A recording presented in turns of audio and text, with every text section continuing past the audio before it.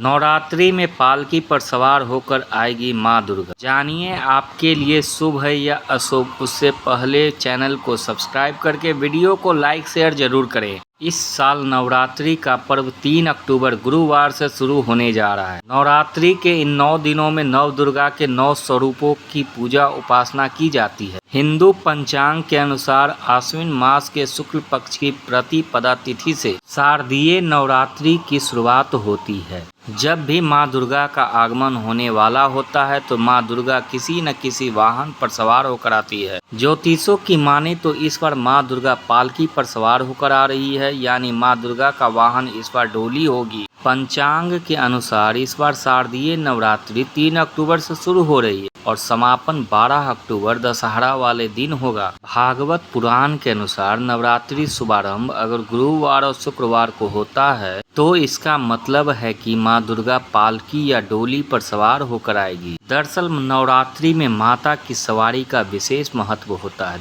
देवी पुराण के अनुसार पालकी पर सवार का संकेत है कि देश में आर्थिक तंगी, प्रकृति में नुकसान के संकेत हैं। पालकी पर सवार होकर मां दुर्गा के आने से अर्थव्यवस्था में गिरावट, व्यापार में मंदी, देश दुनिया में महामारी के बढ़ने के संकेत मिलते हैं। वीडियो कैसी लगी मां दुर्गा के सच्चे भक्त कमेंट में जय दुर्गा मां जरूर लिखें।